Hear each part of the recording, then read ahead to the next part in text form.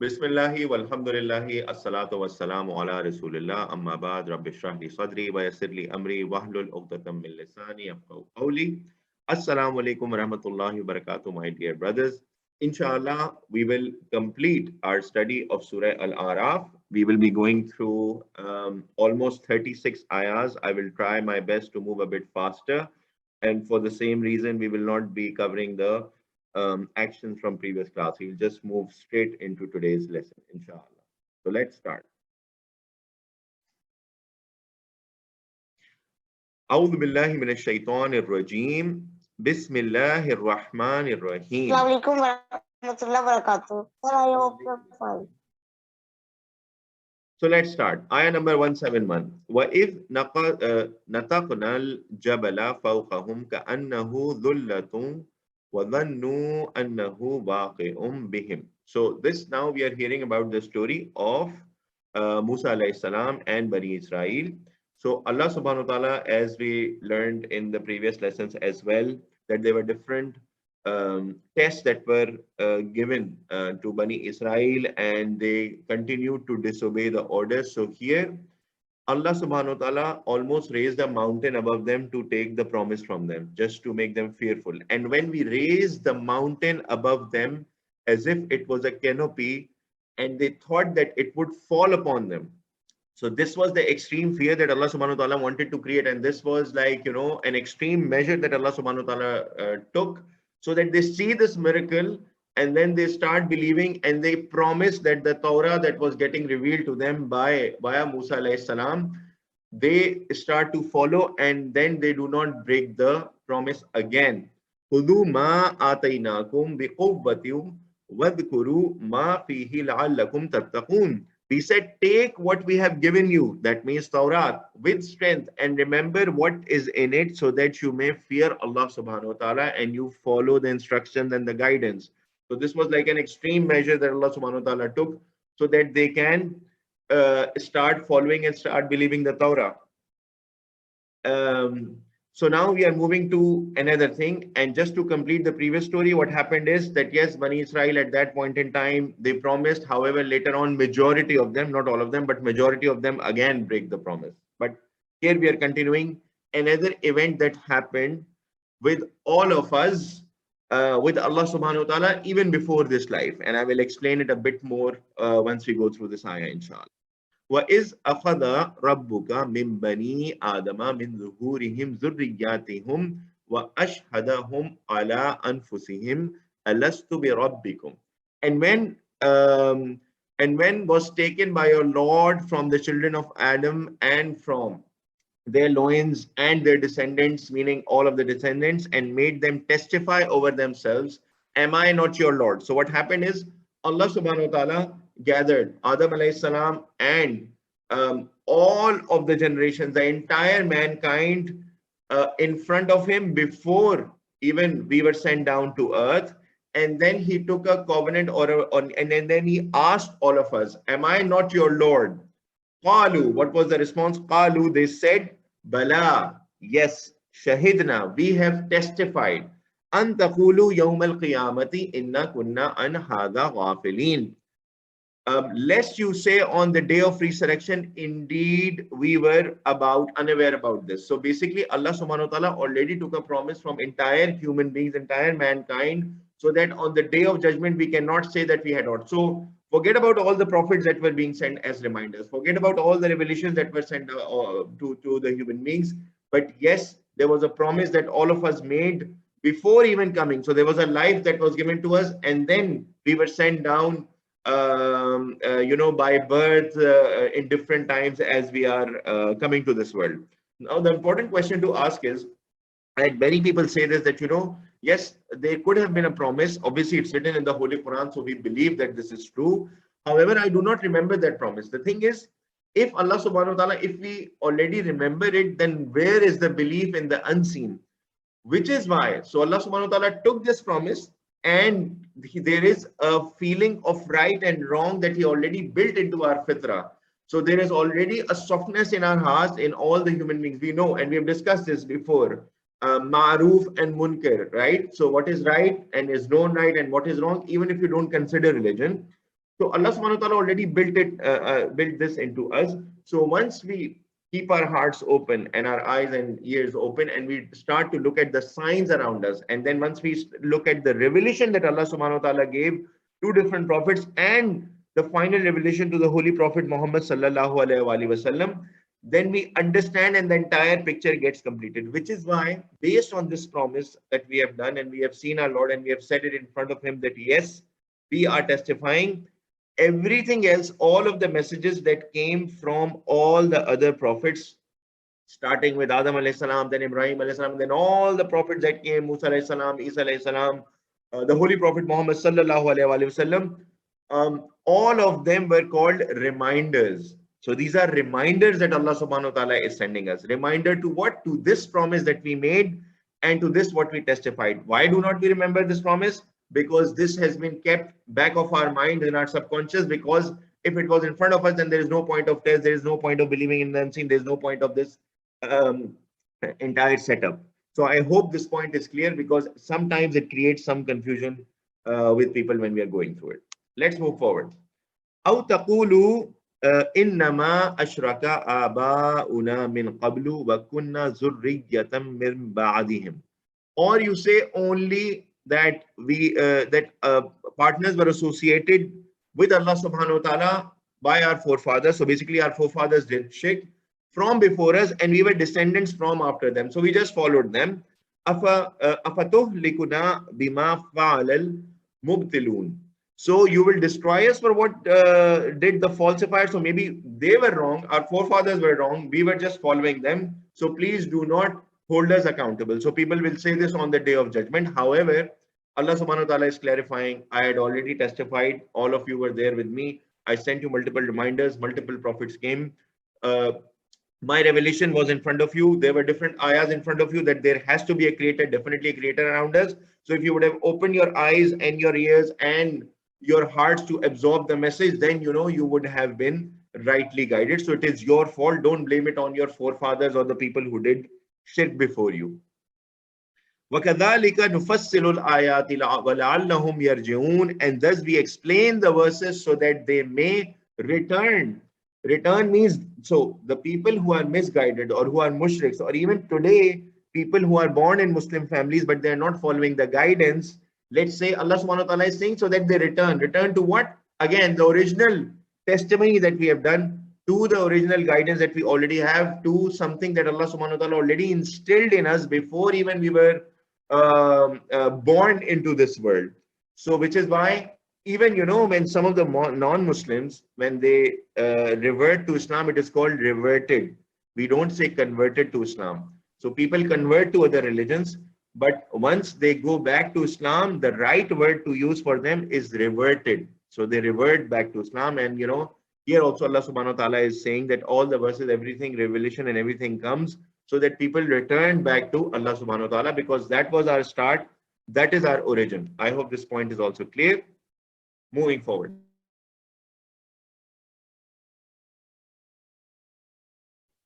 Assalamu alaikum. Can you guys hear? Is there anyone else having a problem with the voice and everything?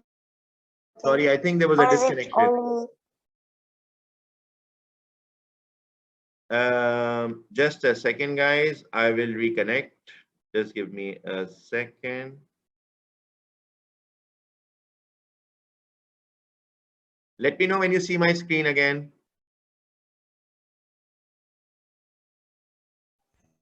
Yes, sir, we can see now.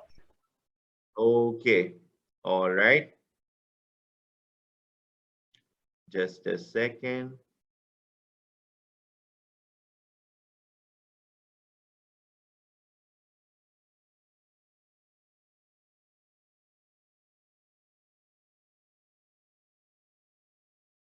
Yeah. And thus we explain the verses so that they may return. I hope you guys heard this point, that all of our origin started with Allah subhanahu wa ta'ala, with that promise that we made. And now Allah subhanahu wa ta'ala is saying that we return back to him, and which is why all the people who go back to Islam from any other religion, they are called reverted, not converted. The right word to use for them is reverted, because they are going back to something. Converted means, or convert means that you move from one thing to another thing, the right word to use is reverted. So I hope you guys heard this point. Let's move forward.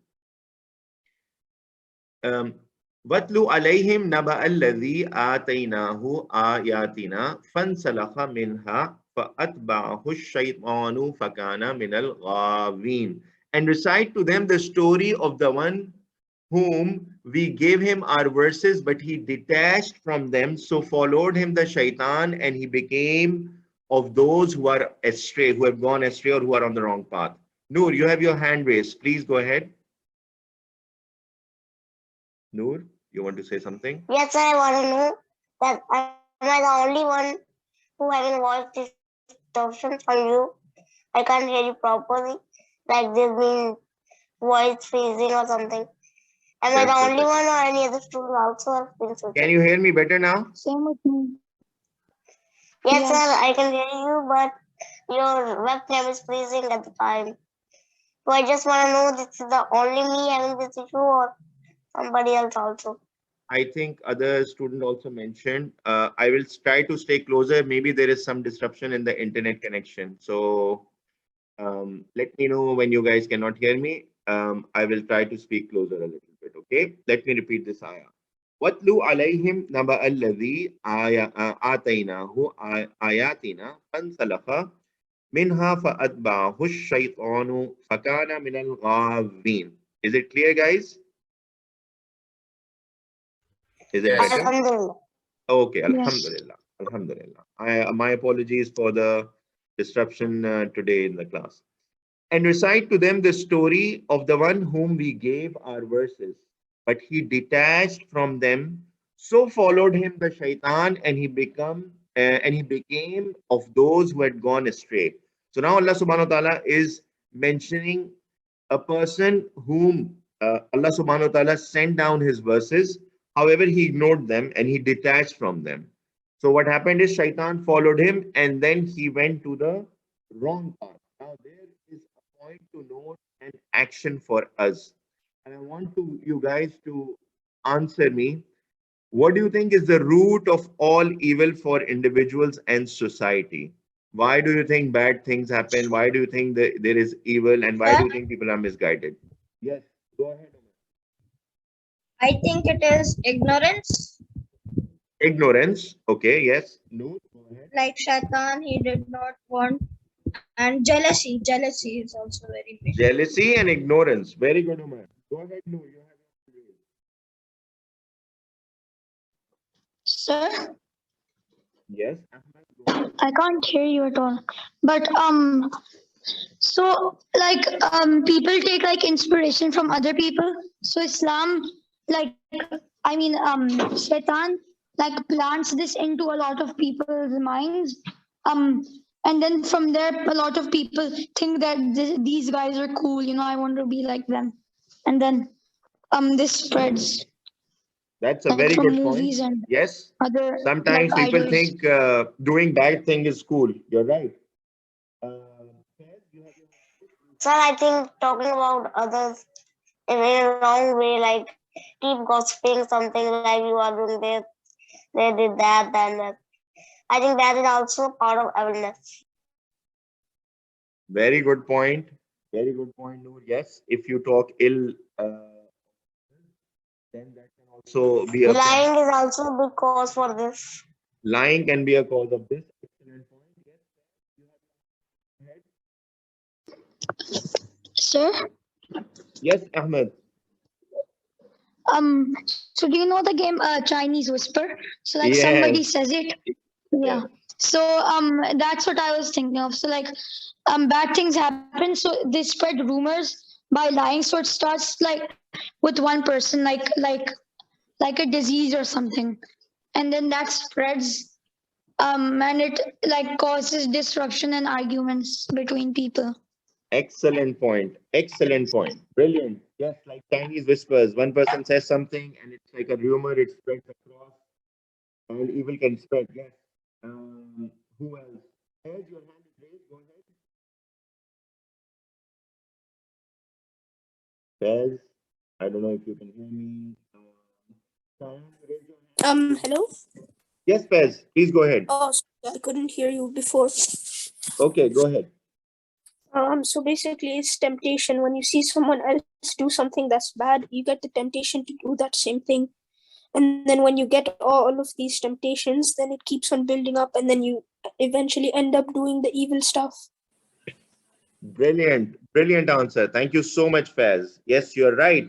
Temptations, looking for others, and bad inspirations. Okay, very good. Any other point from anyone?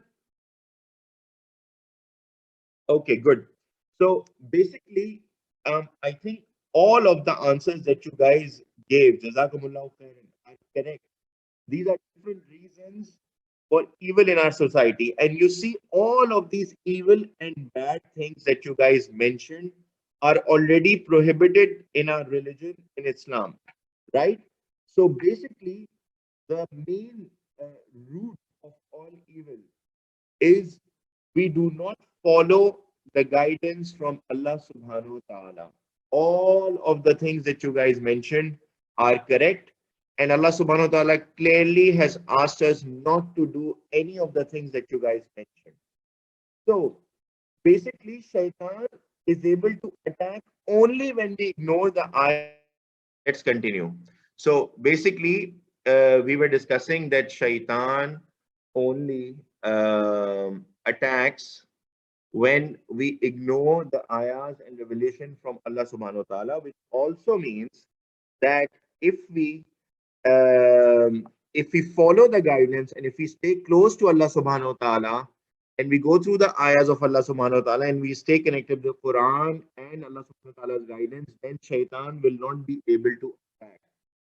The other thing that I wanted to ask is, what is the logic? Why should we follow Allah subhanahu wa ta'ala's guidance? Who will tell me? Why only Allah subhanahu wa ta'ala's guidance? A lot of the people ask, but why should I follow Quran and I'm having my good life and everything? So yes, no, go ahead. Noor, go ahead. You're on mute.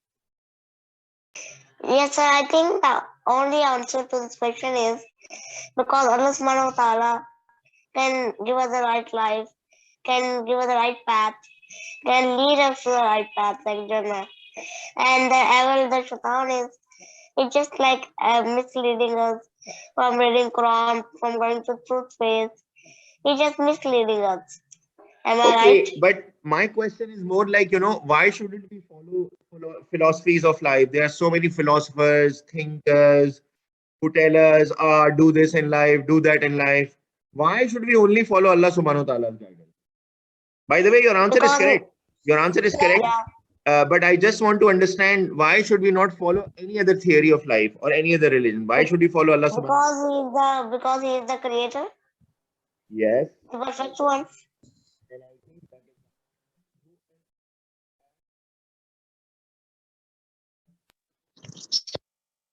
Sir,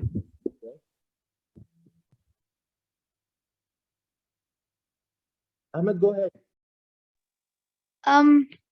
So. Like all of these other religions are not proven. Islam is authentic, and it isn't just a religion; it's a way of life. So the Quran is like a guide for life. So all of this, it has proof that this is a real religion. Okay. Excellent. Shayan, your hand is raised. Go ahead. Shayan, you want to say something?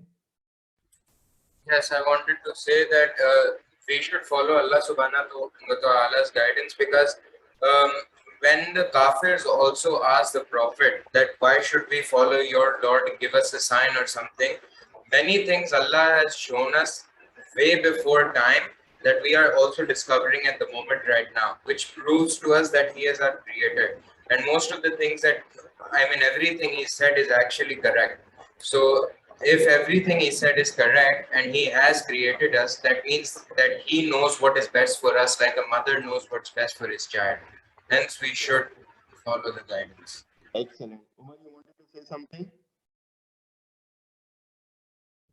Sir, can I say something? Yes, yes, go ahead. Sir, like, and you used to say in before lecture, like Allah is our creator and He has our user manual.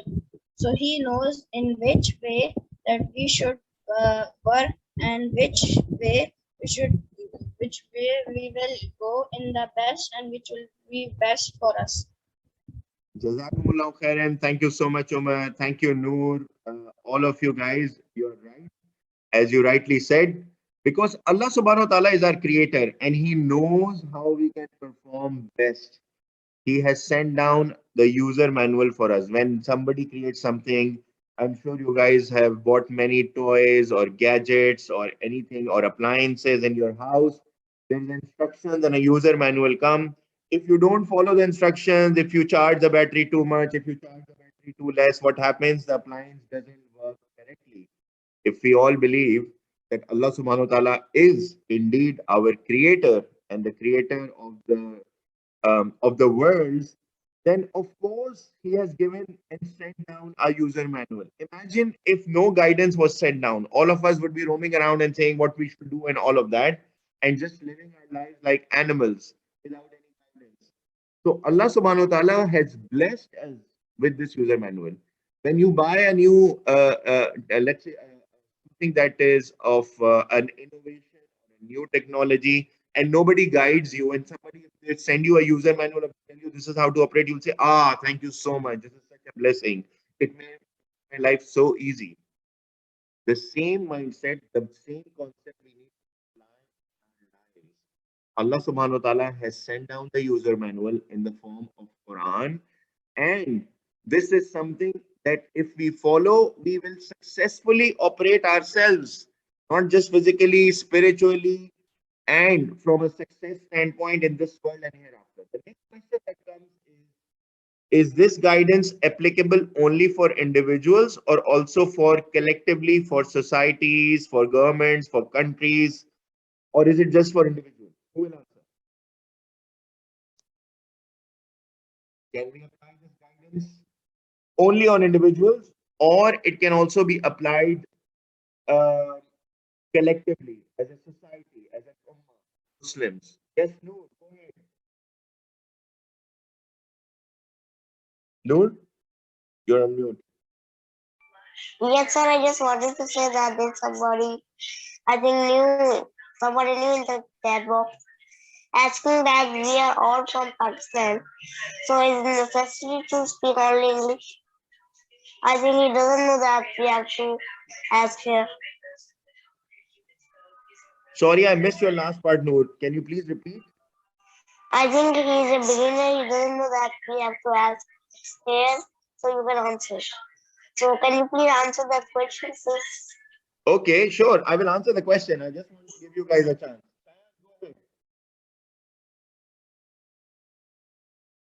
Shaya, you want to say something?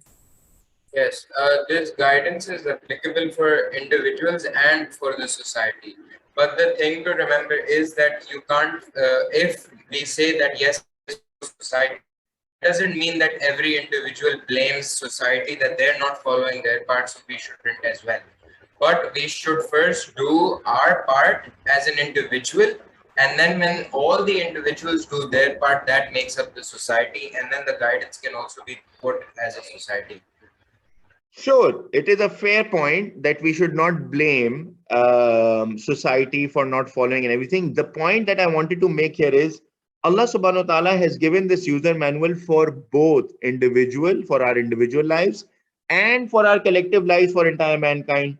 Meaning, Allah subhanahu wa ta'ala has revealed the laws, the principles.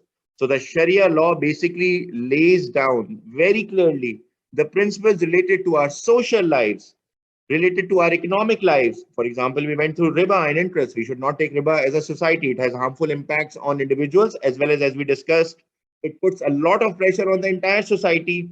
Plus, justice system. The most important thing is justice, because the reason why wars were fought in the time of the Holy Prophet Muhammad sallallahu alaihi wasallam, and later on with the companions, and later on when the Islamic Empire was built, the reason for these wars were all the cruelty, and the dhulm that was happening across the world and people. It wasn't to forcefully convert people to Islam. It was to put a justice system where both the powerful people in a society or the wealthy people of the society as well as the poor people of the society get justice equally. Both, nobody is above the law. So to establish this justice system, Islam was spread. There were non-Muslims who were living under Islam. It wasn't like they wanted to forcefully spread Islam. Yes, if you get inspired from Islam, from the teachings of Islam, when you see individuals who are leading their lives according to Islam, you get inspired and you want to revert back to Islam. That's your individual choice. But you can still live peacefully as a non-Muslim within a Muslim society. So there was no issue.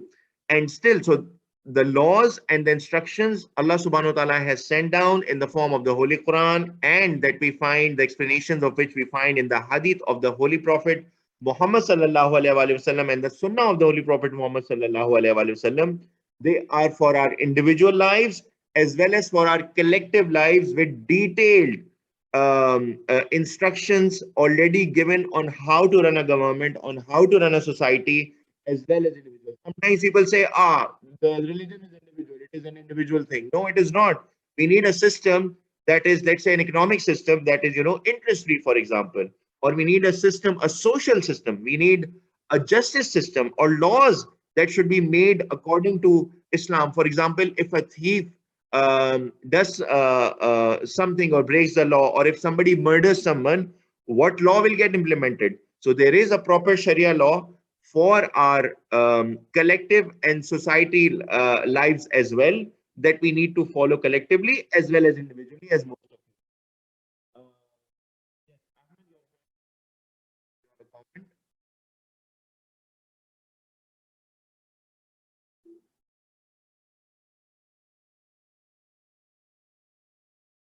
Okay.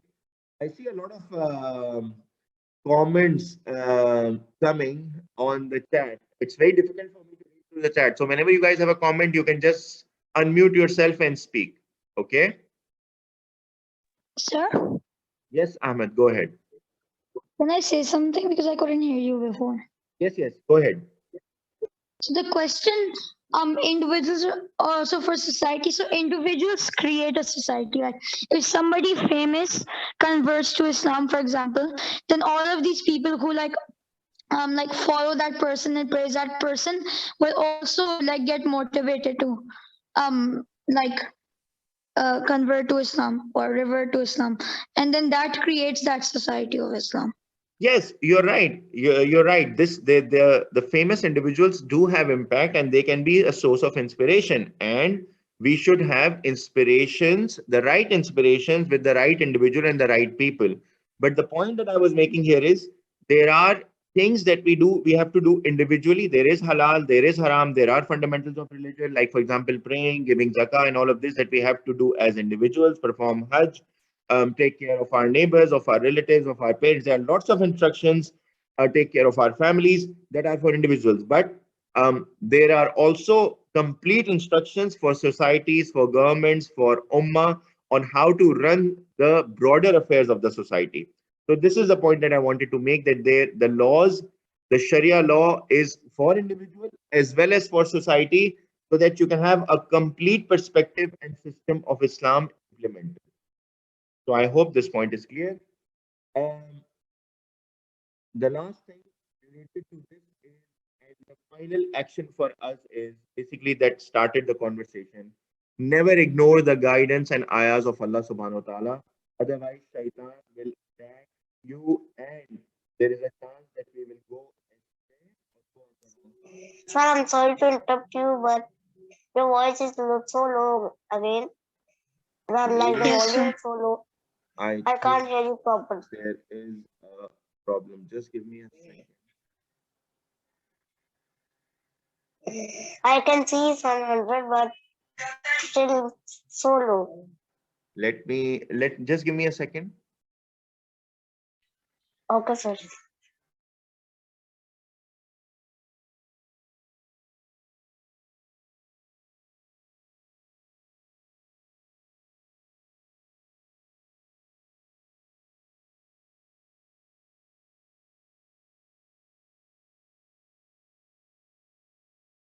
Is it better now? Hello? Yes, sir. Yes, sir. Yes, Yes, sir. yes. Alhamdulillah. Sir, the voice is okay, but I think he has problem something. because Yeah, my I think voice is today coming. the internet is playing around a little bit. So let's try to make the best use of this. And then, inshallah, I am trying to also record this class so you guys can go through any section that was not clear. My apologies for this disruption. Okay. Moving forward, action for us is never ignore the guidance and ayahs of Allah subhanahu wa ta'ala. Otherwise, Shaytan will attack and there's a chance that you can go astray. Quran and Hadith plus Sunnah are like the user manual for us. So we have to implement them in our lives in order to be truly successful in this world and in the hereafter. So in order to have this total success, we have to implement this user manual in our lives in order to perform our best. So I hope this point is clear. We spent some time on it. We have to still cover a bit more ayahs, so I will try to go a little bit fast. وَاتْلُ عَلَيْهِمْ نَبَأَ الَّذِي آتَيْنَاهُ آيَاتِنَا فَانْسَلَخَ مِنْهَا فَأَتْبَعَهُ الشَّيْطَانُ فَكَانَ مِنَ الْغَاوِينَ.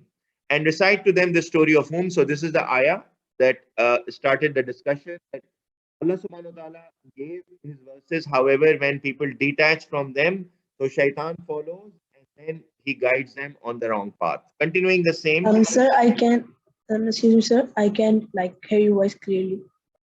Okay, I think there is a problem today.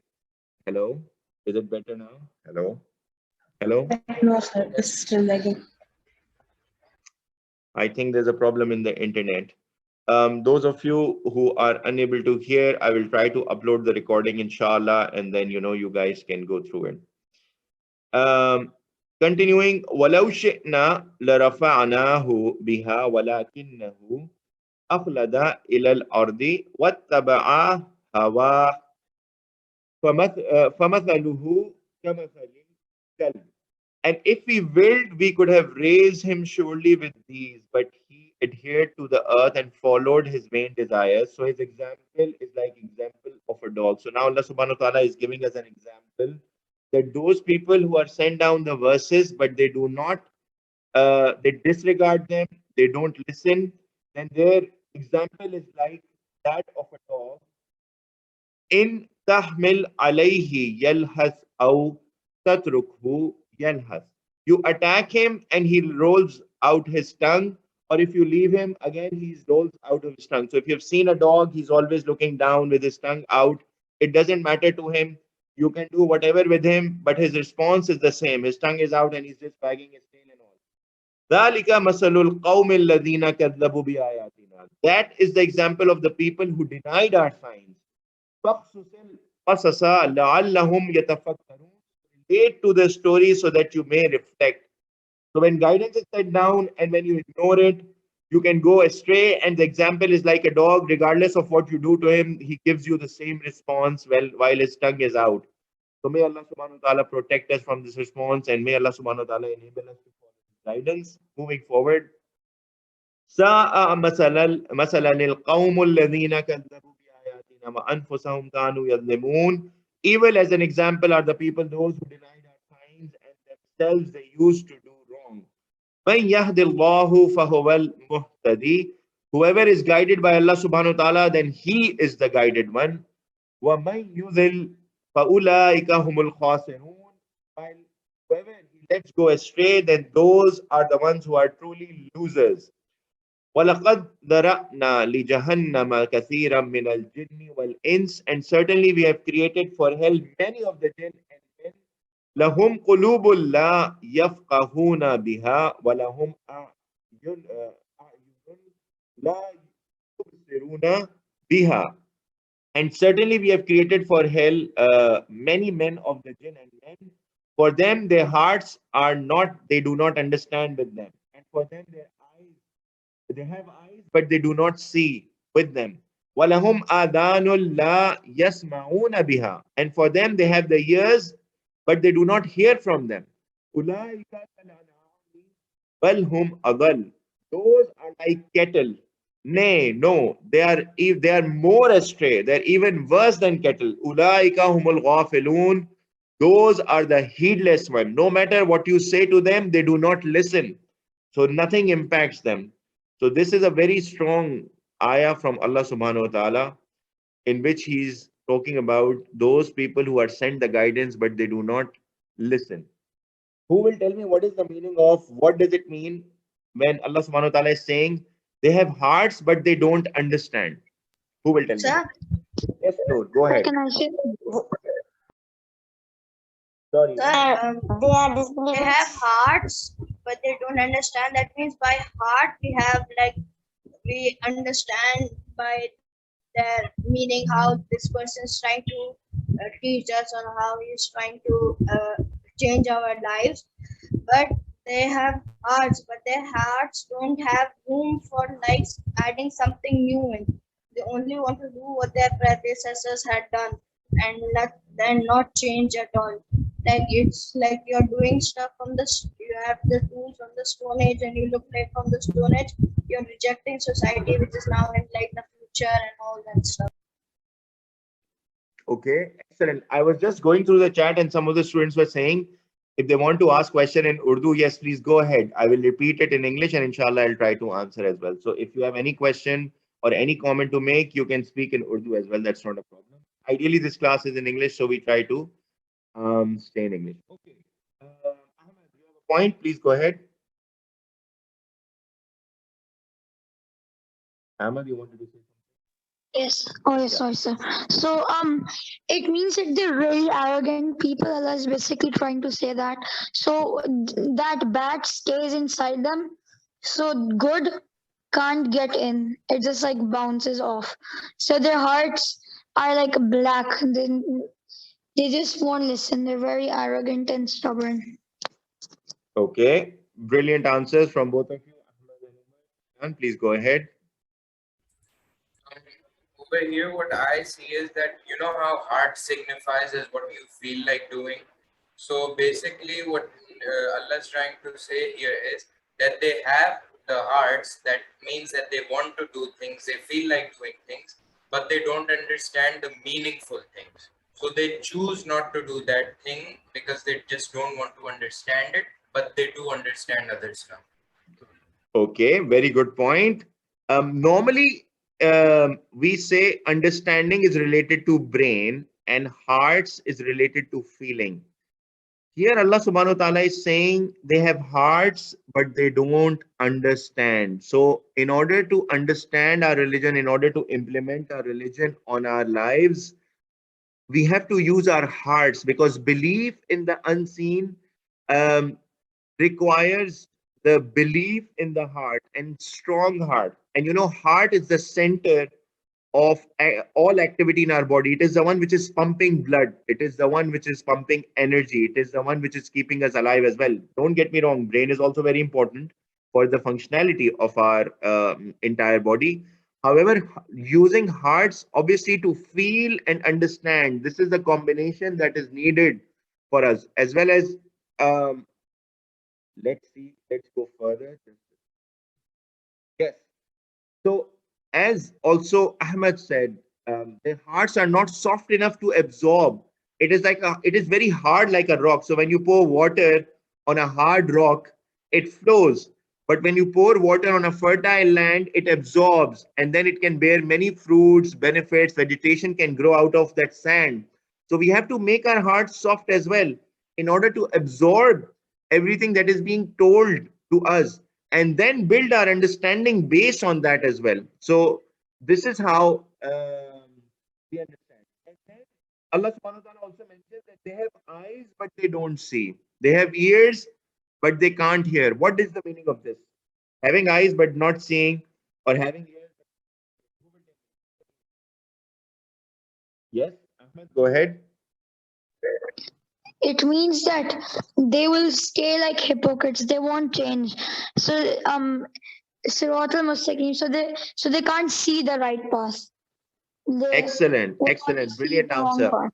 So while you are talking to them about guidance, while it is in front of them, while the ayahs of Allah subhanahu wa ta'ala in front of them, while they see the entire cycle, water cycle, they see the clouds, they see the sky, they don't see any crack in the sky, eye. There are so many. They see their own body. There are so many signs from Allah subhanahu wa ta'ala. There is a revelation in the Quran, as Shayan was mentioning earlier, that the everything that is mentioned in the Quran is flawless. So far, nothing has been refuted by science. Science is only able to confirm everything that is mentioned in the Quran, how the mountains are holding this earth, how this earth is getting expanding earth, how babies are born inside the womb of their mothers, and multiple facts that are mentioned by Allah subhanahu wa ta'ala, they get revealed to us and we get their understanding slowly and surely. However, these people, they are unable to see. When you talk to them, they have ears, but they are not truly listening. They're not listening to understand. They're at times just listening for you to ignore. Or when they're looking, they're trying to ignore. So they ignore the guidance as if they did not see it or did not hear. So the action for us coming from this ayah for us is we have to keep our hearts open. We have to keep them soft so that we understand and we believe. We have to watch and listen attentively for Allah subhanahu wa ta'ala's signs so that we can be rightly guided. So this is one key action that is coming out of the previous ayahs. Moving forward. وَلِلَّهِ الْأَسْمَاءُ الْحُسْنَى فَادْعُوهُ بِهَا. And for Allah subhanahu wa ta'ala are the most beautiful names, so invoke Him by them.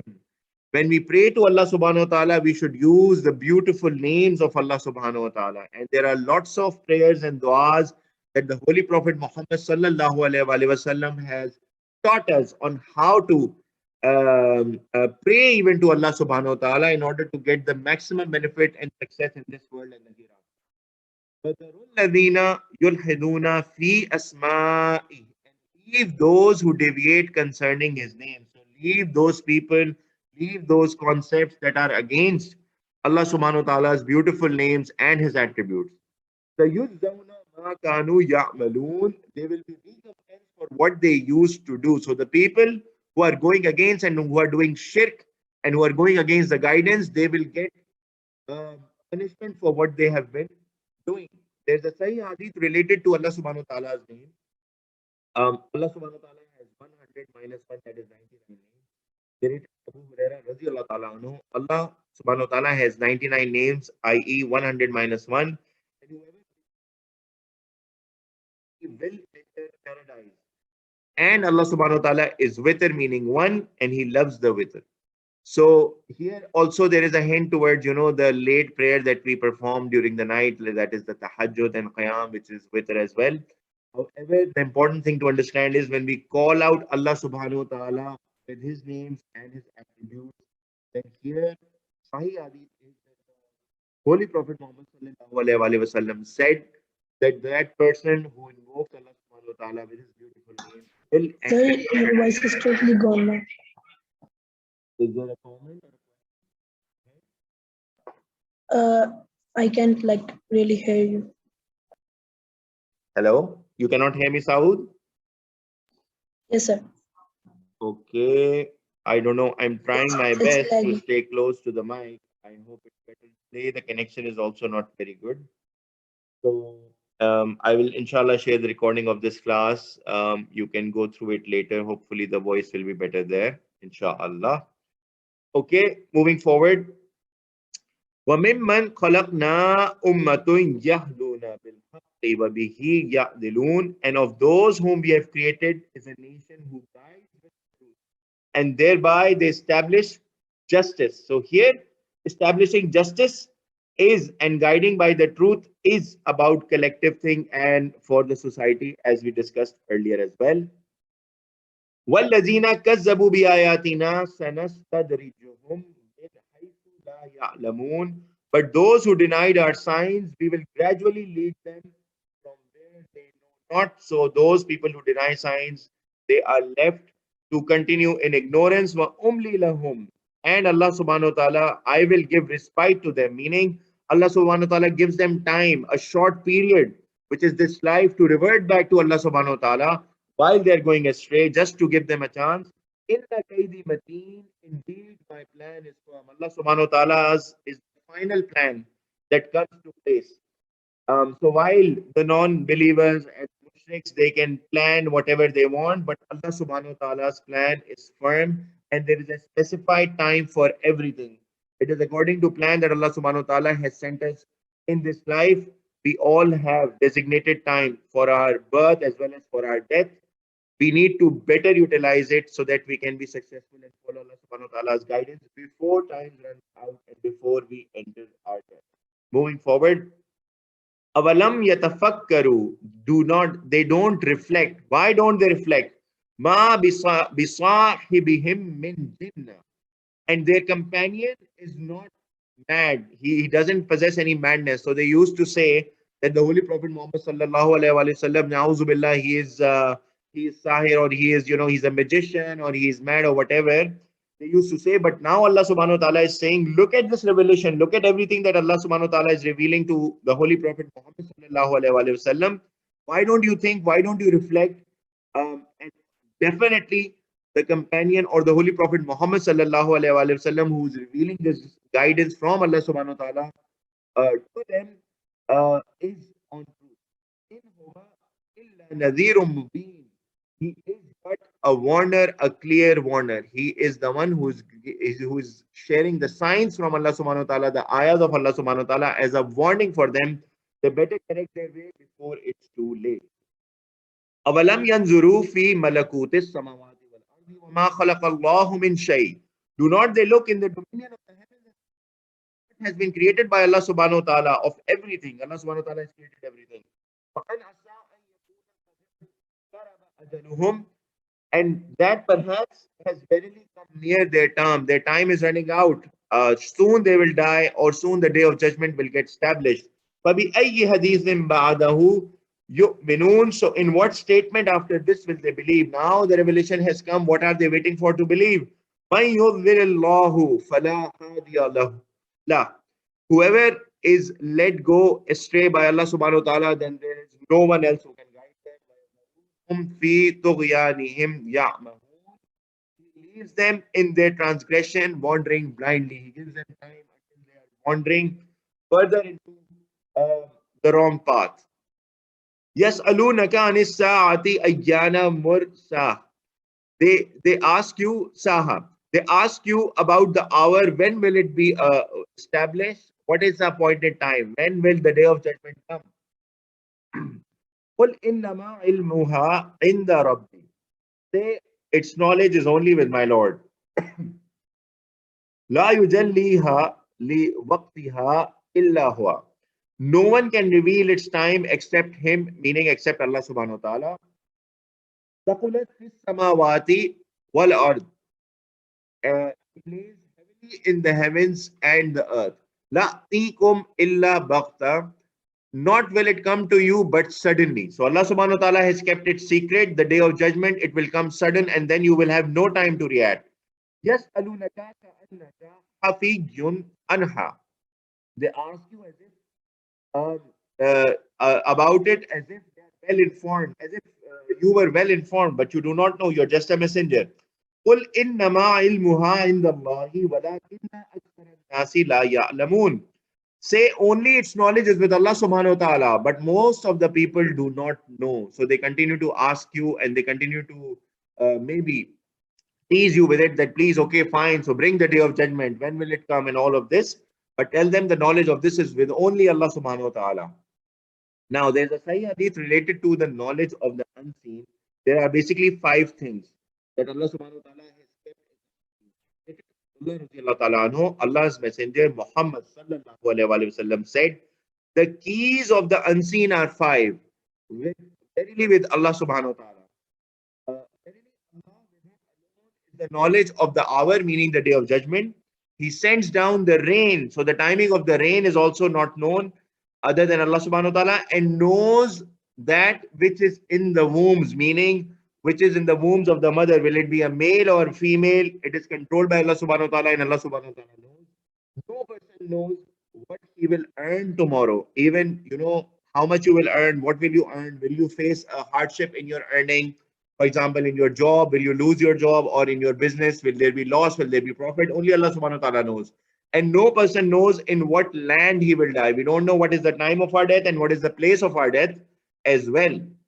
So these are the 5 things. Day of Judgment, the time of rain, meaning the blessings also from Allah subhanahu wa ta'ala and the rain from Allah subhanahu wa ta'ala, and what is in the wombs of the mother, meaning is it a male or a female, is it healthy, unhealthy child, and what you will earn tomorrow, your earning, your livelihood, and finally the place and time of death. All of this information of these 5 things is by Allah subhanahu wa ta'ala. Verily Allah. Moving forward, قُلْ لَا أَمْلِكُ لِنَفْسِي نَفْعًا وَلَا ضَرًّا إِلَّا مَا شَاءَ اللَّهُ. Say not, I have the power for myself to benefit and no harm except what Allah subhanahu wa ta'ala wills. So the Holy Prophet Muhammad sallallahu alayhi wa sallam is the messenger from Allah subhanahu wa ta'ala. He doesn't have the power to provide any benefit or harm other than what Allah subhanahu wa ta'ala wills by him. وَلَوْ كُنْتُ عَالَمُ الْغَيْبَ لَاسْتَكْثَرْتُ مِنَ الْخَيْرِ. And if I would know of the unseen, and then surely I could have multiplied the good for you. If I had anything in my control, I could have, given you good things, whatever you are asking. وَمَا مَسَّنِي السُّوءُ, and not could have touched you any evil. So I could have stopped evil coming to you. إِنْ أَنَا إِلَّا نَذِيرٌ وَبَشِيرٌ لِلْقَوْمِ يُؤْمِنُونَ. I am except a warner. I'm not except a warner of good tidings, a bearer of good tidings to a people who believe. So those people who believe, I bring you good news from your Lord, Allah subhanahu wa ta'ala. And obviously those people who do not believe and do not follow the guidance, they will be facing punishment. So the Holy Prophet Muhammad sallallahu alayhi wa sallam is only a messenger from Allah subhanahu wa ta'ala. هو الذي خلقكم من نفس واحدة وجعل منها زوجها ليسكن إليها. He is the one who created you from a soul, from a single soul, and made from it its mate that he might live with her. This is also Adam alayhi salam and Hawa salamun alayha. So he created both of them and they were mates for each other. فَلَمَّا تَغَشَّاهَا حَمَلَتْ حَمْلًا خَفِيفًا فَمَرَّتْ بِهِ. So, and then when he covers her, he carries a burden light and continues with it. So this is the process of bearing a child. So when the two mates are together, the male and female, and from there, obviously, the start of life happened from Adam alayhi salam as well as Hawa salamun alayha. From both of them, all the offspring and all the mankind, they started. Here Allah subhanahu wa ta'ala is saying, also explaining the process of childbirth. Initially, the burden that the female carries is light, and then she continues with it. فَلَمَّا أَثْقَلَتْ دَعْوَى اللَّهَ رَبَّهُمَا لَئِنْ آتَيْتَنَا صَالِحًا لَنَكُونَنَّ مِنَ الشَّاكِرِينَ. And then she continues with, but when she grows heavy, they both invoke Allah subhanahu wa ta'ala, their Lord. If you give us a righteous child, surely we will be among the thankful. And this is the dua and the prayer that that all couples should make to Allah subhanahu wa ta'ala whenever they're about to have a child, that the child is righteous and a follower of Allah subhanahu wa ta'ala, so that they can be thankful and the child can be a sadaqah jariyah for them as well. فَلَمَّا آتَاهُمَا صَالِحًا جَعَلَ لَهُ شُرَكَاءَ فِيمَا آتَاهُمْ. But when he gives them a good child, they make for him partners in what he has given them. فَتَعَالَى اللَّهُ عَمَّا يُشْرِكُونَ. But exalted is Allah subhanahu wa ta'ala above what they associate. So how do the disbelievers respond? Instead of praying and raising the child in the righteous way, once the child reaches them, they start making partners and they start making shirk with Allah subhanahu wa ta'ala. And then exalted is Allah subhanahu wa ta'ala. He's above what they associate. So Allah subhanahu wa ta'ala is pure from anyone or anything that they associate with him. أَيُشْرِكُونَ مَا لَا يَخْلُقُ شَيْئًا وَهُمْ يُخْلَقُونَ. Do they associate what cannot create anything? And they are the ones who are created. So they create partners of Allah subhanahu wa ta'ala that they cannot even do a single creation. They cannot create on their own anything, but still they associate partners with Allah subhanahu wa ta'ala, who is the only creator. وَلَا يَسْتَطِعُونَ لَهُمْ نَصْرًا وَلَا أَنفُسَهُمْ يَنْصُرُونَ. And not they are able to give them any help, and not themselves can they help. So they are not able to help them. The partners that they associate, the false gods that they've created, they cannot help them. And if we take this ayah and implement and try to take an actionability from our side. We should not depend 100% on a person or any people around us or anything around us.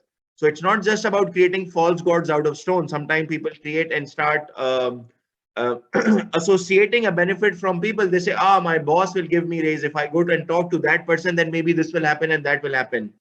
This is also a mild form of shirk.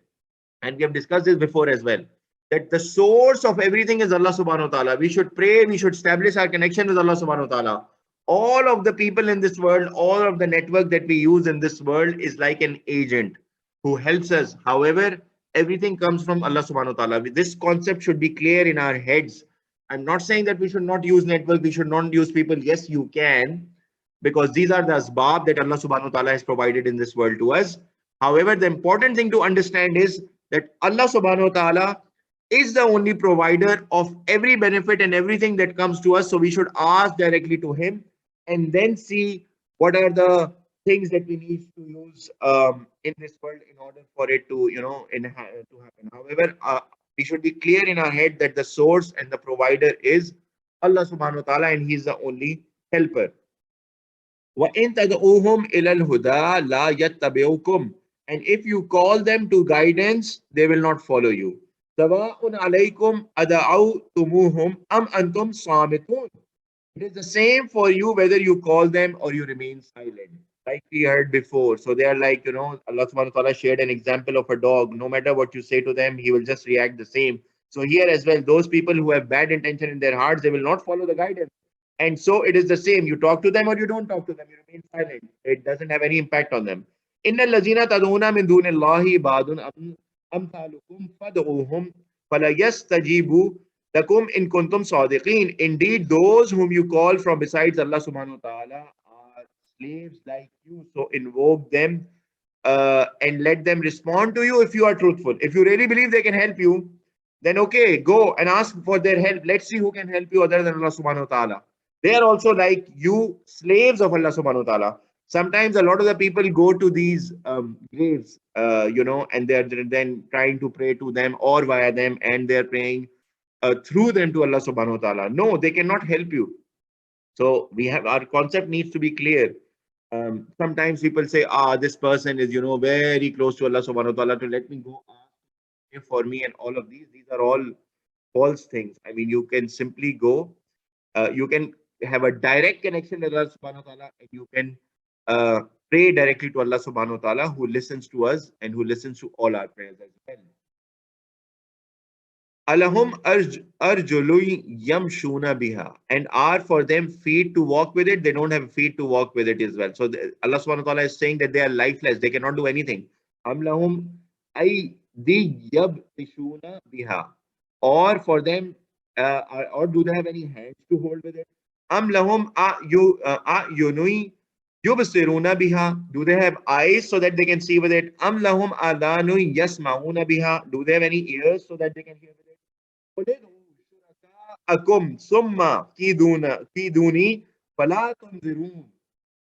Call your partners then against me and scheme, and do not give me respite. So here Allah subhanahu wa ta'ala is asking the Holy Prophet Muhammad sallallahu alaihi wasallam to share an open challenge to the mushriks that, okay, bring your lords, all of these idols that you have here in Makkah, all of the false lords that you have in front of you, whom you worship, bring them against me. Don't even give me time, and let's see if they can put any harm to me. They don't have any eyes, feet, anything to move even. How can they even harm or help anyone? So this is an open challenge that Allah subhanahu wa ta'ala is giving them via the Holy Prophet Muhammad sallallahu alaihi wasallam. Inna waliyallahu allazi nazzala al-kitab. Indeed, my protector is Allah subhanahu wa ta'ala, the one who revealed the book. And he protects the righteous. He is the protector of righteous. May Allah subhanahu wa ta'ala also bring us amongst his righteous people and protect us. Ameen.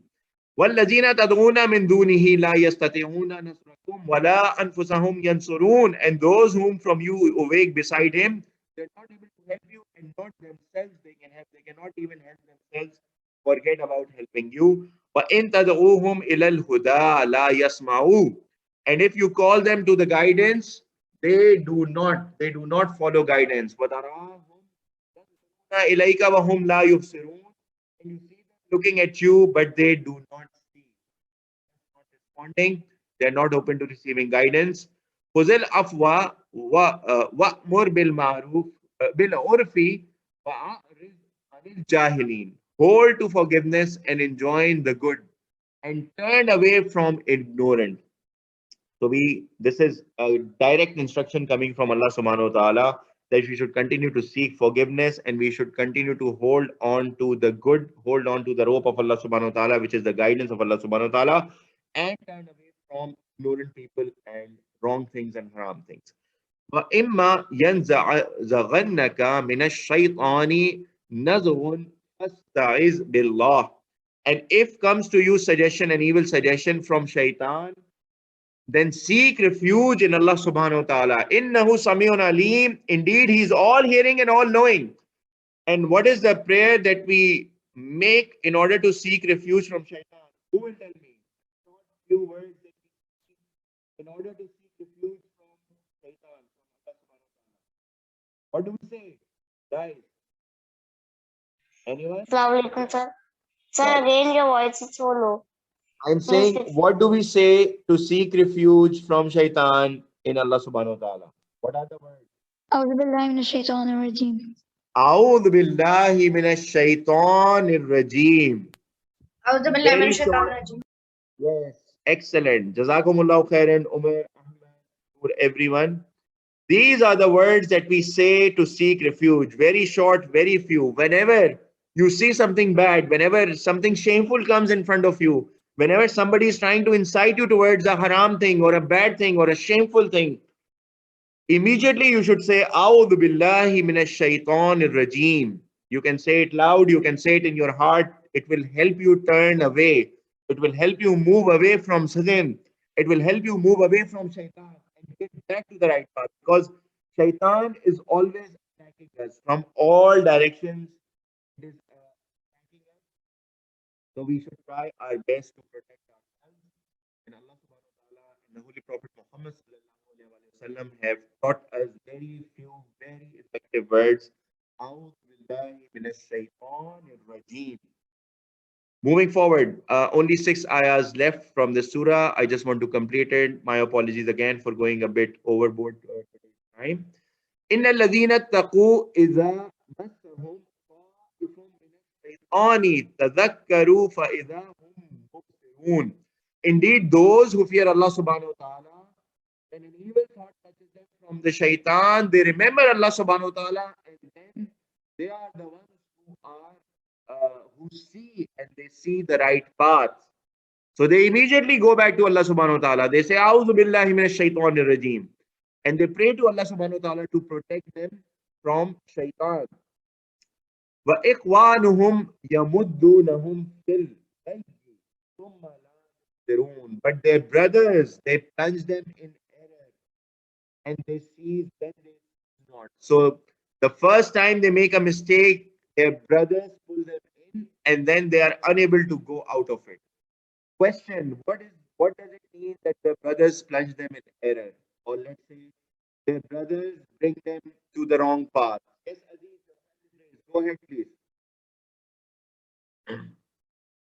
Aziz, go ahead. I think you're Oh, I didn't hear you. So when what it means that, so their brothers, which means their friends or even their family, plunge them into error, which means that they incite, like they say, oh, come on, let's do this. That they encourage them to do something bad. And then once they do it, then they're like, oh, you just did it. Come on, let's do it again. And then they just get you deeper and deeper into the bad until you can't do it anymore. Until you can't believe, and then until you don't want to get out anymore. Brilliant, brilliant answer, Aziz. Jazakallahu khairan. Thank you so much.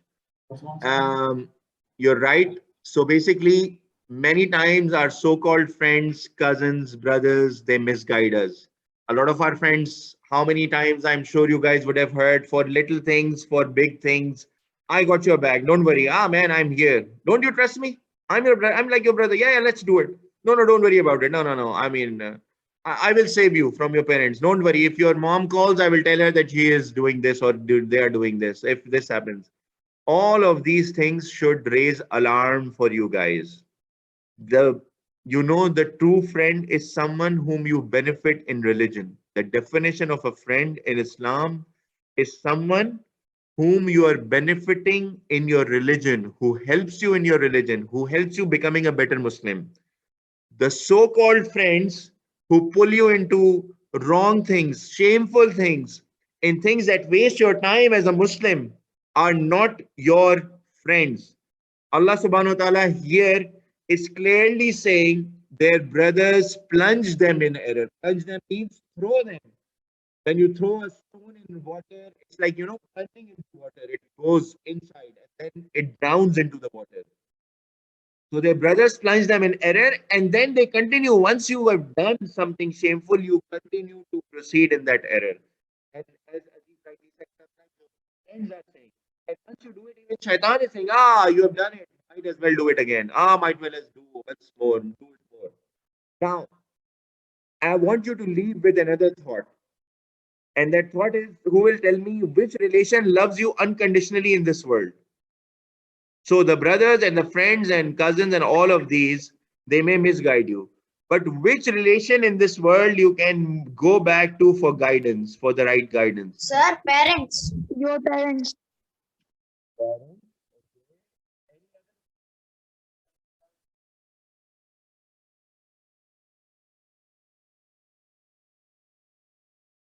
Okay. So the relation that loves you unconditionally in this world are your parents. Yes, Aziz, you want to Sir, I'm sorry, I couldn't hear you properly. No problem, Can you Noor. So please the do question something? was about, and I'm sure you can see it on the screen as well. So it was about, okay, our friends sometimes can misguide us, but who do we turn to? Who should we share these things? So if somebody is asking you to do something, who should we revert back to for help Allah. in this world? For sure, we can go back to Allah subhanahu wa ta'ala for his guidance. But amongst the network of people that we have, your parents, you have to stay close to them. You have to establish a strong relationship with them. Um, I understand that there is a responsibility of parents as well as part of parenting to stay close to their kids. But when you guys are going out of the house, when you're going into the school, when you're going into and playing outside, or when you're, let's say, uh, whenever you're outside and you get exposed to something and your friends are asking you to do something, go back to your parents. They will always give you the best of the advice. This is one relationship in this world who will unconditionally and selflessly love you. Your friends, your colleagues, your other relatives in your family or anyone else. I'm not saying all of them are bad. There can be sincere friends. There can be sincere relatives. There can be sincere people in your life. However, your parents are the one whom you can rely and you should rely. Sometimes we feel that they scold us and they're always giving us lectures for our but the thing is they are for your own good. They can easily let you go, um, and they can just say, okay, fine. Imagine, I mean, if your parents tomorrow they just stop caring about you and they don't even talk to you and they're like, okay, fine, do whatever you want, live your life. However, they go through this pain, they go through the painful discussions. Sometimes it is not easy for you, and also it is, I can guarantee you, these discussions where they're scolding you, asking you not to do stuff or whatever, they're not even easy for them. And they go through these discussions and they go through this pain because they unconditionally love you. So the next time when your friend is asking you to do something, or even if there is something that is related to something shameful, if whenever you feel I can never talk about this with my parents, go and talk about it to your parents. Take them into confidence. You will be amazed by the help that you will get from your parents, and you will be amazed by the relationship that you are able to form with your parents. Noor, you have your hand raised. Is there a question? Yes, sir, I just want to ask that's already 5. I think we are 13 minutes late. So how long more it will take, please? I'm trying to finish it in the next 5 minutes, but I want to complete this topic. Okay, just give me another 5 minutes. Anyways, so I hope this point is clear for all of you. Um, yes, sometimes we are over relying on our friends, and especially when something negative comes your way, or any challenge that you face, any tough time you're facing, or anything that feels wrong, or even something when it is attractive, when something is feeling right, you can always go back to your parents and they can guide you. They have been through this experience, your same experience. No matter how much you think, they don't care about me, what do they know? They are old, or they are, they don't know about what's happening right now. They're not aware about the latest technology or social or this or that, and what I'm going through with my friends and all. Just go back to them and they will share their experience and they'll be able to help you. That's the point that I wanted to make. And I'm not saying all friends, all brothers, all of the other people, all of your relatives, they are wrong. No, there can be sincere friends, there can be sincere cousins, brothers, everyone, sincere relatives as well. But here we have to be careful, because Allah subhanahu wa ta'ala is saying in the Holy Quran that your brothers can plunge you in your in error, and they can also be a source of misguidance. So we have to be always careful.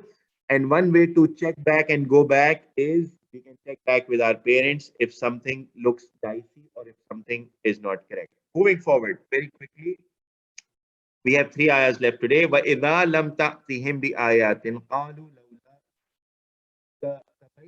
and when you bring them a sign, they say, why have not you devised it?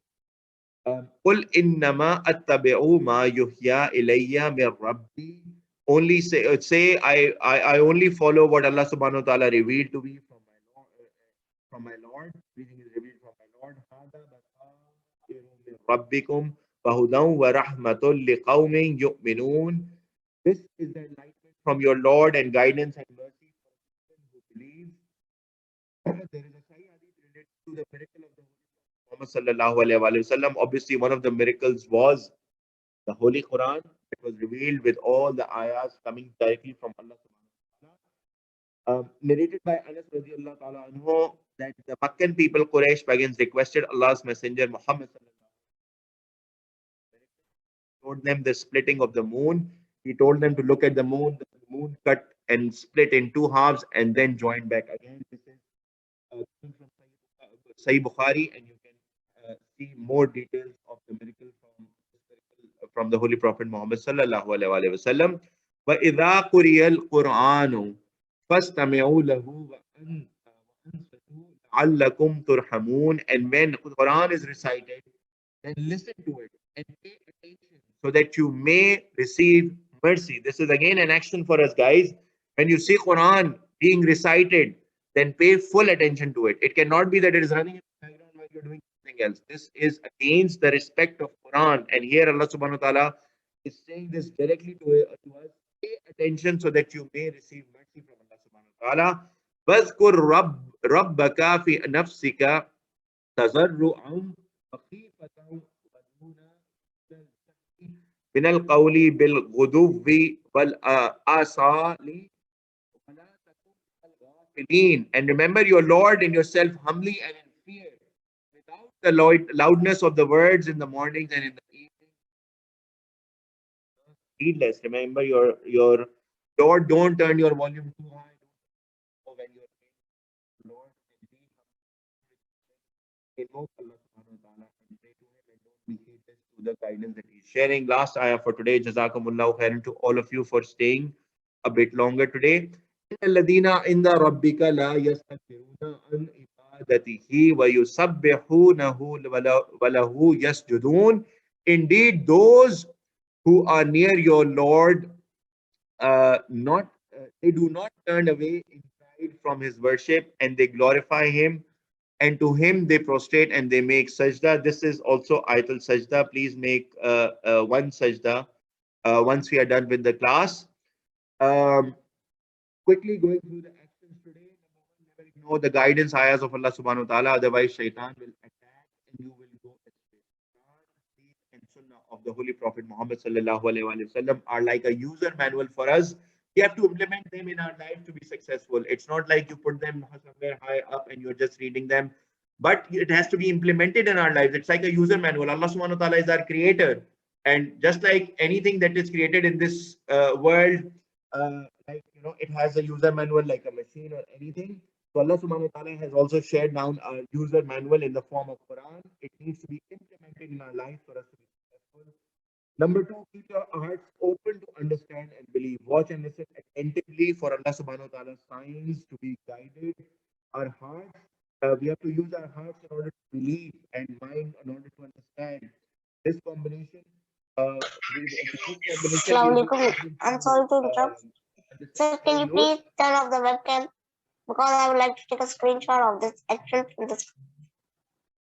Sorry, you want to take a screenshot? I will upload this on YouTube. You can take a screenshot from there. No problem. Sure, sir. Thank you. Stay close to your parents as they are the only relation who love you unconditionally. Many times our so-called friends, cousins, brothers misguide us, as we saw in that ayah. Our brothers, your brothers can plunge you into error and then you continue with it. One way of getting guidance in this world, of course, and from the current network is our parents who love us unconditionally and selflessly. So reach out to your parents every time when you face a difficulty, hardship, or even something good, or whenever you feel that something is wrong. Have a strong relationship with your parents. This is very, very important so that you are not misguided by others. You can also find sincere friends, sincere brothers, but a true friend, as we discussed in the class, is the one who is helping you in religion, who's helping you to become a better Muslim. Those who misguide you and say, we got your back, don't worry, and we got you covered, and let's do it together, all of these things, and they bring you to shameful acts or wrong acts or haram things or others, they are not truly your friends. Stay away from them. So, Alhamdulillah, we have completed today's class. Next week, it will be Eid. There will be no class. So, inshallah, we will continue our lectures week after next. Let's close today's discussion. Subhanakallahumma wa bihamdika ashhadu an la ilaha illa anta astaghfiruka wa atubu ilayk. O Allah, you are pure from imperfection and all praise is due to you. I bear witness that there is none worthy of worship beside you. I seek forgiveness from you and return to you with your full obedience. Assalamu alaikum wa rahmatullahi wa barakatuh, my dear brothers. Insha'Allah, I will see you same time week after next Saturday. Next Saturday, there will be no class because of Eid. Walaikum assalam wa rahmatullahi wa barakatuh. Waalaikum assalam warahmatullahi wabarakatuh. Bye-bye.